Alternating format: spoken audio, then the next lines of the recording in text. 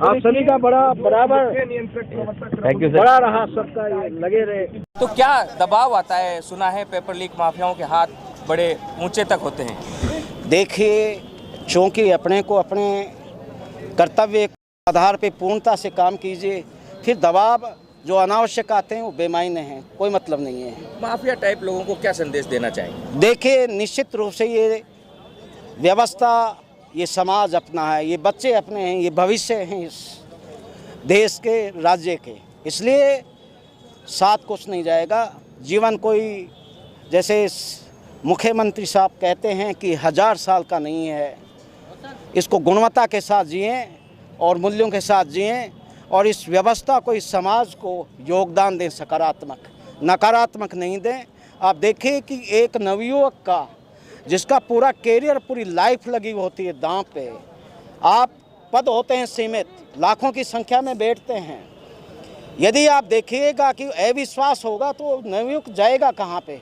यदि विश्वसनीयता, प्रामाणिकता के साथ में पारदर्शी ढंग से यदि भर्तियाँ होती हैं, तो यदि नवयुवक का सिलेक्शन नहीं होता है उसका, तो वो ये समझता है कि मैं मेरिट में नहीं स्टैंड किया, मैं डिजर्व नहीं करता, इसलिए नहीं हुआ। लेकिन अविश्वास यदि ऐसा होगा तो फिर वो, आप कल्पना कर सकते हैं कि वो आजीवन इस समाज और व्यवस्था में क्या योगदान रहेगा उसका। और जो करप्ट मीन से अंदर आते हैं इसमें, वो कैसे इस सिस्टम को तहस नहस करते हैं, ये भी एक परिकल्पना है। तो निश्चित रूप से ये विचार नहीं है, माफिया टाइप लोगों के खिलाफ जारी रहेगी। देखिए, निश्चित रूप से ये व्यवस्था आम जनता के लिए बनी है। आम जनता को अनावश्यक परेशानी कतई नहीं होनी चाहिए और जो माफिया हैं उनकी बिल्कुल खैर नहीं होनी चाहिए। Thank you. डिटेल मिलेंगे। आखिर कोचिंग संस्थान के संचालक प्रतियोगी परीक्षा की तैयारी करवाने वाले एजेंसियों के कर्मचारी और अधिकारियों के संपर्क में क्यों रहते हैं और वो संपर्क किस तरीके से इस्तेमाल किया जाता है, उसकी बानगी हमने देखी है हाल ही में जो यहाँ पर पेपर लीक हुआ है। और हम दिखाना चाहेंगे, यहाँ देखो उस साइड भी काफ़ी लोग खड़े हैं और ये तमाशा देख रहे हैं।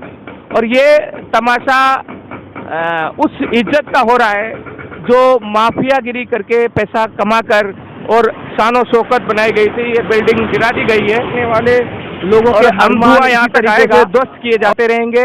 गांधी टीवी हमेशा पेपर लीक माफिया के खिलाफ लगाम लगाने की बात करता रहा है। फिर गांधी टीवी बता रहा है कि अगर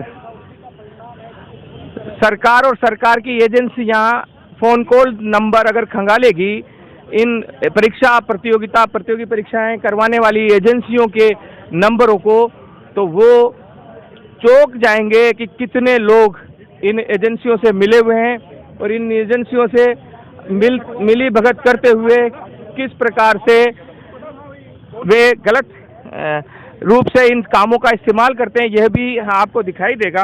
बहरहाल जांच जारी है और जांच शुरू होने के बाद बहुत से लोग भूमिगत है और बहुत से लोग डरे हुए हैं और डरना भी चाहिए, क्योंकि एक और जहां अशोक गहलोत सरकार पेपर लीक माफिया के खिलाफ सख्त कदम उठा रही है और गिरफ्तार किया जा रहा है लोगों को, और अब उनको नॉन बेनेबल ऑफेंस में केस फॉरवर्ड करके सुनवाई की जाने की तैयारी की जा रही है। बहरहाल ये आप देख सकते हैं, ये पूर्ण कर लिया गया है ये पूरा मिशन। और सुबह हमें जो पता है, सुबह लगभग 6 बजे से ये कार्रवाई शुरू हुई है। देखिए कि मैं पूर्व में बता चुका हूं कि ये हमारे 4 दिवस पूर्व अवधान में आया कि जो शिक्षक भर्ती परीक्षा पेपर लीक प्रकरण के मुख्य अभियुक्ता भूपेंद्र सारण, सुरेश ढाका, अधिगम कोचिंग इंस्टीट्यूट जो चला रहे थे, ये बिल्डिंग ये है। हम तुरंत हमारे रेवेन्यू और टेक्निकल टीम के साथ पहुंचे।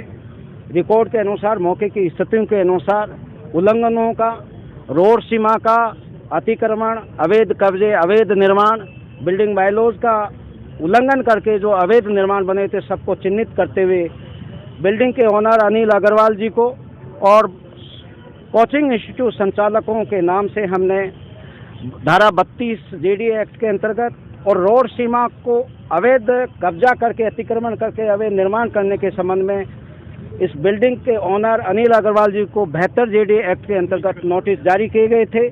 8 जनवरी के साढ़े 5 बजे तक का हमने समय दिया था अवैध निर्माण को हटाने बाबत, अपना पक्ष प्रस्तुत करने बाबत।